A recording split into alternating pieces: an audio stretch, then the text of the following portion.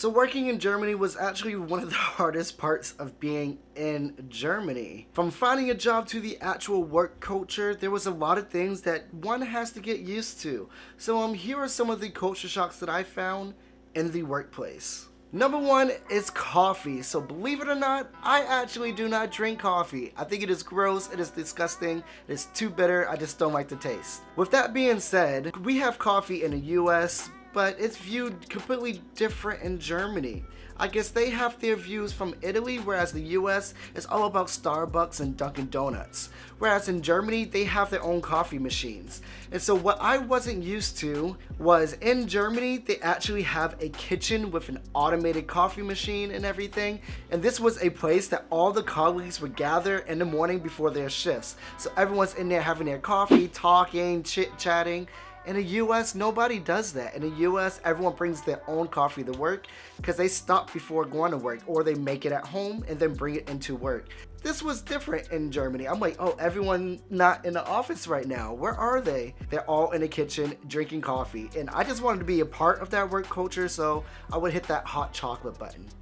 It was so good, that hot chocolate. So the next two kind of lead into each other. So the breaks/lunch, and then also having a drink. So in Germany, it was actually very common for everyone to have like an hour work break. I started to realize that the working time in Germany was kind of non-existent. So if your work schedule said 8 to 4 or 8 to 5, there was maybe an hour break, or you could even take 2 hours as long as you made up that hour at the end of the day.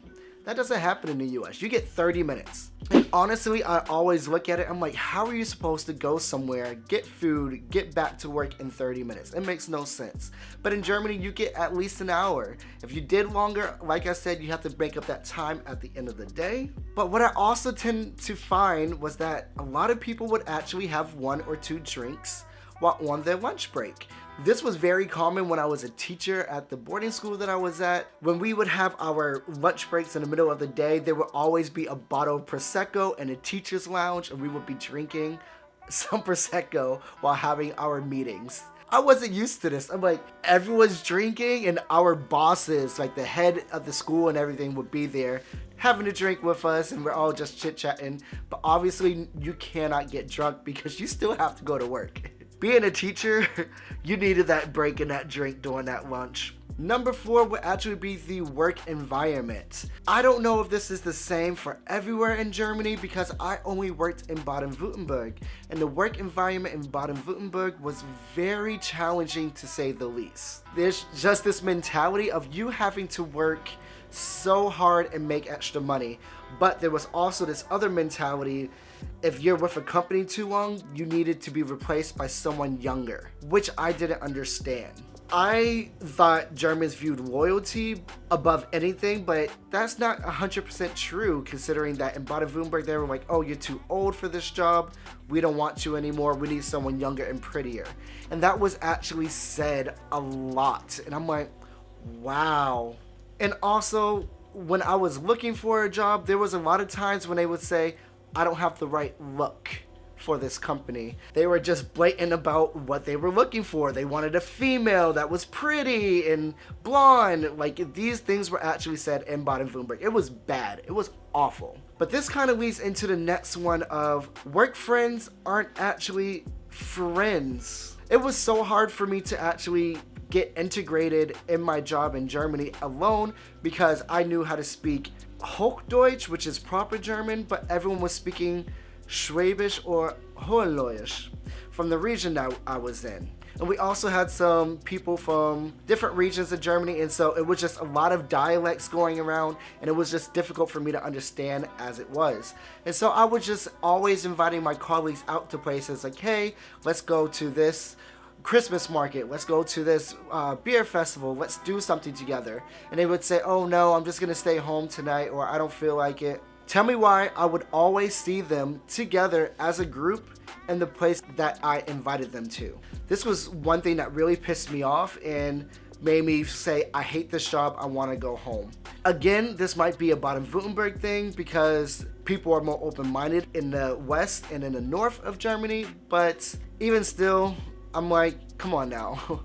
we're colleagues and I'm trying to meet people. Number 6 would actually be mental health. So I just made a video about what Germany actually does better about mental health, so I will put that link down below. Germany in the workplace with mental health, they are very, very invested in your mental health. Being American, you never take a day off. You don't even take your vacation days because it's not right. You need to work in order to make it somewhere in life.